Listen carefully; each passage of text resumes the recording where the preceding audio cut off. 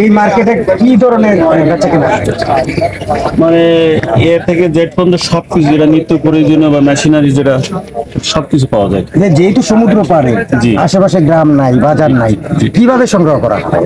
খুলনা থেকে, যশোর থেকে, পার্সপাতি আসে যশোর থেকে, আর খুলনা থেকে নিত্য করে চাউল ডাউল নিত্য প্রয়োজনীয় জিনিসপত্র তেল টেল সবকিছু খুলনা থেকে প্রতিনিয়ত। এই কত দূর এখান থেকে খুলনা? খুলনা তো প্রায় 200 কিলোমিটার, 200-র কাছাকাছি। এইখান থেকে এই দুবলার চর থেকে?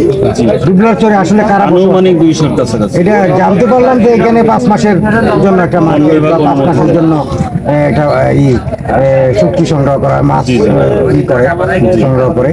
এই 5 মাসে কারা থাকে, কি ধরনের লোকজন এখানে বসবাস?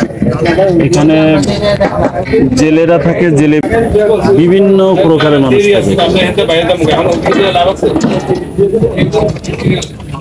আচ্ছা, এখানে ভয় থাকে না যে পাশে সুন্দরবন, না, জীব জানোয়ারের ভয় থাকে না? হ্যাঁ, মাঝে সাঝে হয়, ওই যে জামতলা বলে ওখানে একটু মাঝে সাঝে ভয় হয়। বাঘ আসে না? বাঘ অবশ্যই আসে, মাঝে সাঝে জামতলা আসে। এখানে আগে আসতো শুনছি, এখন আর আসে না।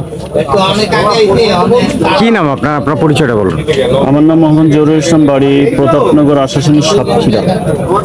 আপনি এখানে কি করছেন? আমি একটু ব্যবসার উদ্দেশ্যে এসেছি।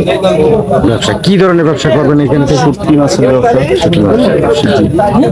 আচ্ছা, এটা তো সিজনাল ব্যবসা, তাই না? জি। এখানে চাঁদাবাজি আছে এই ধরনের? না, চাঁদাবাজি নাই। চাঁদাবাজি নেই।